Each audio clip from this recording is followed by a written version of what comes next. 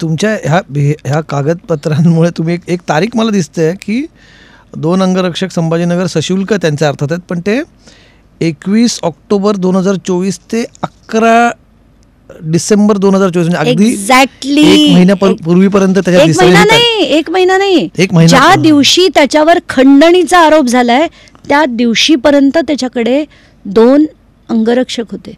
11 डिसेंबर पर्यंत. येस. आणि सरेंडर व्हायच्या 20 दिवस आधीपर्यंत.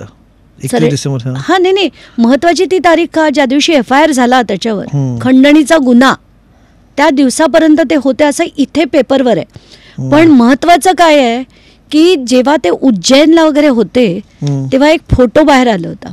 त्याच्यात तो एक अंगरक्षक फोटो काढत होता आणि दुसरा अंगरक्षक त्यांच्या बाजूला गळ्यात पट्टा घालून होता.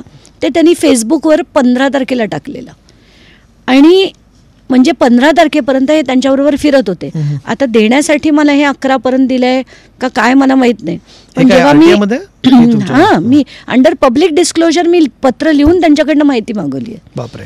पण ती मला किती दिवसांनी म्हणजे मी 30 तारखेला मागितलेली माहिती आज 17 तारीख आहे म्हणजे इतक्या 18-19 दिवसानंतर मला ती माहिती देण्यात आली आहे.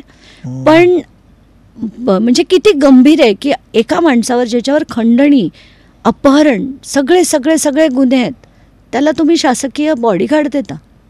आधी काही निशुल्कपणे आणि काही शुल्क देऊन पण आहेत. पण का द्यावे अशा माणसाला का द्यावे.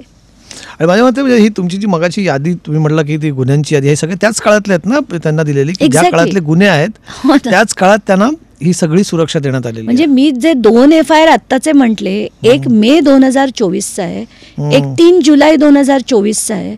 त्या काळात त्यांच्याकडे शासकीय बॉडीगार्ड आहेत.